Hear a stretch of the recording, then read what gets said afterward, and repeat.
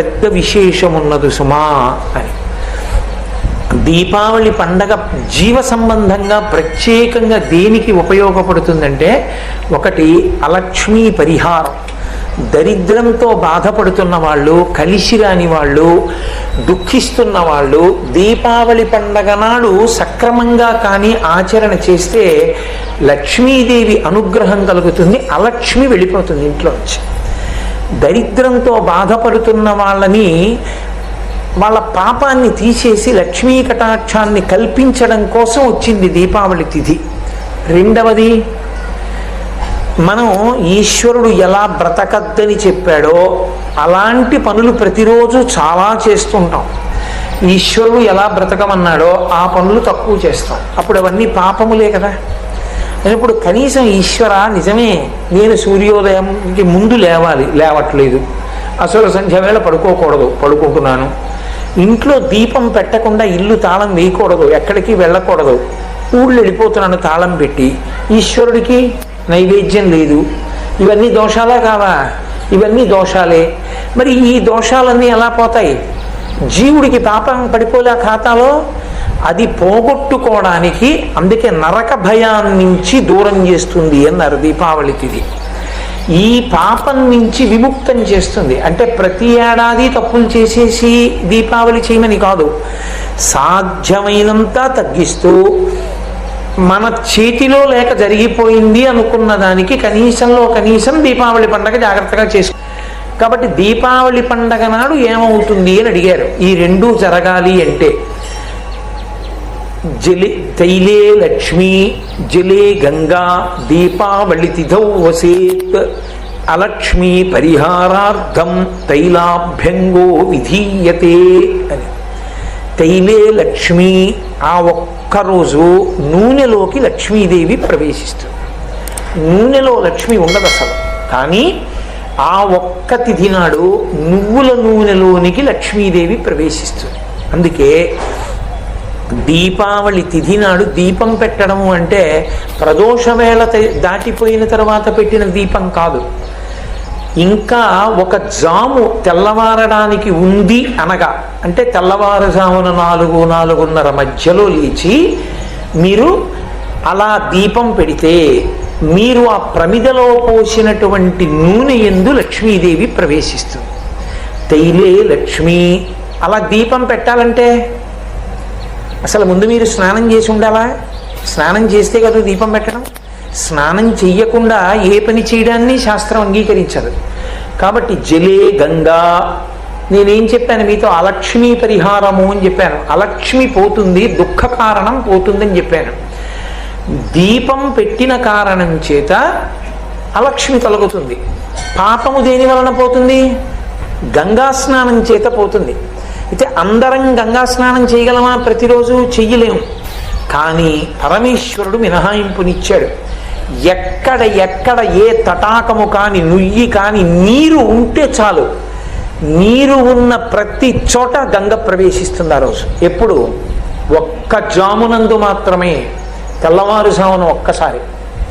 కాబట్టి తైలే లక్ష్మి జలే గంగా దీపావళి తిథౌ వసేత్. దీపావళి తిథి నాడు ఉంటాయి. అందుకని ఏం చెయ్యమని చెప్పింది శాస్త్రం అంటే, అలక్ష్మీ పరిహారార్థం. ఒకవేళ నువ్వు దరిద్రంతో బాధపడి నువ్వు అనుకున్నది ఏదీ కలిసి రావట్లేదు, చాలా బాధలో ఉన్నానని నువ్వు అనుకుంటే, నీకు ఒక మార్గం దొరకాలి అంటే అలక్ష్మీ పరిహారార్థం తైలాభ్యంగో విధీయతే. నువ్వు తైలాన్ని ఒంటికి రాసుకోవాలి. అలక్ష్మి ఏది పట్టి ఉందో అది వదిలి లక్ష్మి పట్టుకోవాలి. లక్ష్మి పట్టుకోవడం అంటే నువ్వు సంతోషంగా ఉండాలి, ఆనందంగా ఉండాలి. ఇంతకుముందు చింకి గుడ్డలు విప్పి మంచి గుడ్డలు కట్టుకోవాలి, చక్కటి ఆభరణాలు పెట్టుకోవాలి, మంచి అన్నం తినాలి, కాలం కలిసి రావాలి. తైలాభ్యంగో. ఏ మాడుని బుద్ధిని అలక్ష్మి ఆవహించి ఉందో అది పోవడానికి మాడు మీద నూనె పెట్టించుకుని నువ్వుల నూనె ఒళ్ళంతా రాసుకోవాలి. ఒళ్ళంతా నువ్వుల నూనె రాసుకుని తలస్నానం చెయ్యాలి. ఎప్పుడు? తెల్లవారుజామున ఒక జాము వేళ ఉండగా. అలా చేస్తే తైలాభ్యంగో విధీయతే. అలా దీపావళి పండగ నాడు స్నానం చేసి దీపం ఎవరు పెడతారో అలాంటి వాళ్ళందరికీ కూడా ఒకటి పాప పరిహారము, గంగా స్నానం చేశాడు అని ఫలితం వేసేస్తారు. దక్షిణాయన పుణ్యకాలంలో కాశీ వెళ్లకుండా గంగా స్నానం సంకల్ప సహితంగా చెయ్యడానికి అవకాశం ఇవ్వగలిగినటువంటి తిథి ఒక్క దీపావళి అమావాస్య మాత్రమే.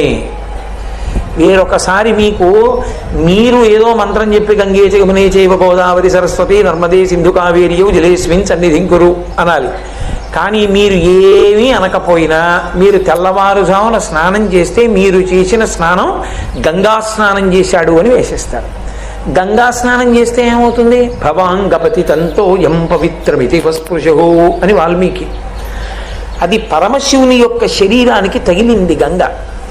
అలా తగిలిన కారణం చేత అంత పైనుంచి పడుతూ ఆయనకి పూర్తిగా తడుస్తూ కిందకు వచ్చింది. రంగతుంగ తరంగ సంఘములతో రంజిల్లు ఘోషంబుతో బంగారంబకు పొంగుతో నురగతో పువ్వాట తుంపర్లతో భంగుల్ సల్పుచు జంగలించు తన భూభాగము నుండి చారన్ గంగమ్మను దల్చితే శిరమునన్ రంజిల్లు శంకర అని మహానుభావుడు ఆ గంగని పట్టాడు. ఆయన శరీరానికి తాగి కింద పడింది. ఆయన శరీరం అంటే అదేమైనా మామూలు శరీరమా? లింగ పురాణం చెప్పింది ఎందుకు ఆయన శరీరం గొప్పదో. అప్రాకృత శరీరం తం అతిమన్మథరూపిణం ఘృతరీతి ఘనీభూతం సచ్చిదానంద విగ్రహం అని చెప్పింది. అది అప్రాకృత శరీరం అంటే మనందరి ఒళ్ళు ఎలా ఉంటుందో ఆయన ఒళ్ళు అటువంటిది కాదు. అది అతిమన్మథరూపిణం. ఆయనంత అందగాడు లోకంలో ఇంకోడు లేడు. ఘృతరీతి ఘనీభూతం. భక్తులను అనుగ్రహించాలనుకున్నప్పుడు కరిగిన నెయ్యి పేరుకున్నట్టే సాకార రూపాన్ని పొందుతాడు. ఆ సాకార రూపాన్ని పొందినటువంటి పరమేశ్వరుని యొక్క శరీరమును తగిలి వచ్చినటువంటి గంగ మునక వేసిన, నాలుక మీద వేసుకున్న, స్నానం చేసిన గంగా గంగా గంగా అని 3 మాటలు అన్నా, ఆఖరికి కాశీలో చాలా కాలం ఉండి గంగా స్నానం చేసి చనిపోయే వేళటికి కాశీలో ఉండకుండా చనిపోయినా కాశీలో చనిపోయాడని ఫలితం వేస్తాడు.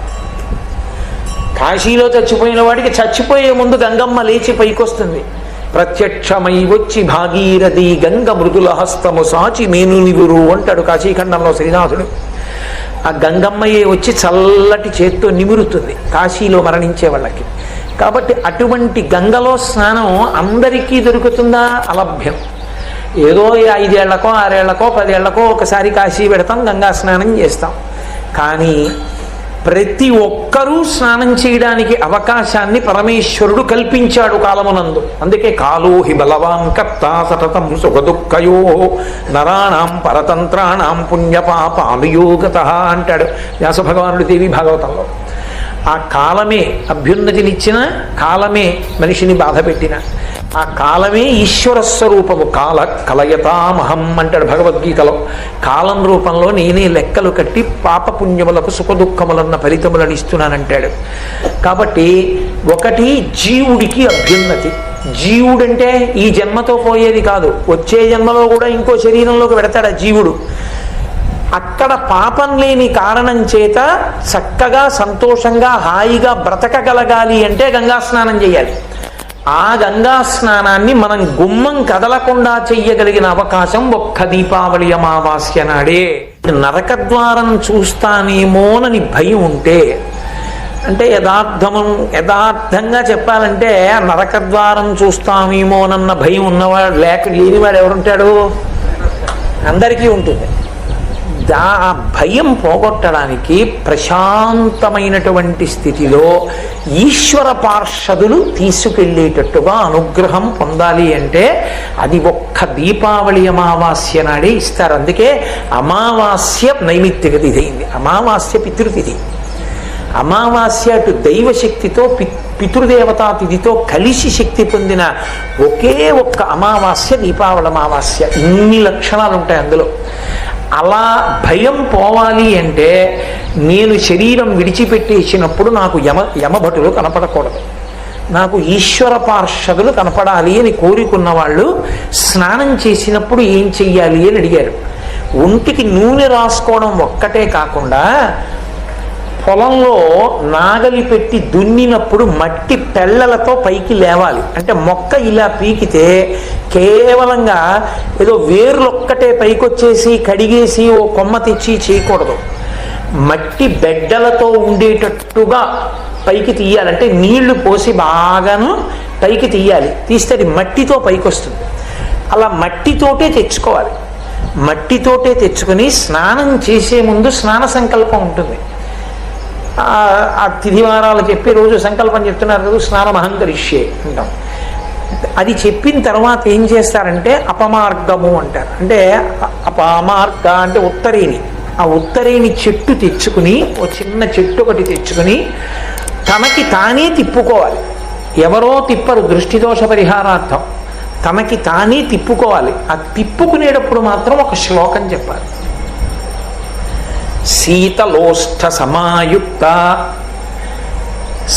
సకంటక దళాన్విత హరపాపమపామార్గ భ్రామ్యమాణ పునః పునః అని చెప్పాలి. ఒక్కమారు తిప్పుకోకూడదు. కనీసంలో కనీసం 3 మార్లు, అంతకన్నా ఎక్కువ మార్లు తిప్పాలి. ఆ చెట్టుని, ఆ మట్టి పెళ్ళలతో ఉన్నదాన్ని పట్టుకుని, ఆ ఉత్తరేణి చెట్టు తల చుట్టూ తిప్పుకుంటారు. ఒకసారి ఏమి 4 మాటలు తిప్పుతారు. తిప్పుతూ ఈ 4 పాదాలు చెప్పాలి. ఈశ్వర, నేను ఇదిగో ఇది తెచ్చాను. శీతలోష్ఠ సమాయుక్త అంటే మట్టి పెళ్ళలతో ఉన్నటువంటి ఈ చెట్టు. దీన్ని, ఈ ఉత్తరేణి చెట్టు ఏం చేస్తుంది అంటే, ఇది నేను సకంటక దళాన్విత, ఇది చిన్న చిన్న ముళ్ళతోటి ఆకులతోటి ఉంది. అటువంటి ఈ చెట్టు హరపాప, ఇది నా యొక్క పాపములనన్నిటినీ కూడా పోగొట్టేస్తోంది. అపామార్గ, ఓ ఉత్తరేణి చెట్టు నా పాపములను పోగొట్టు.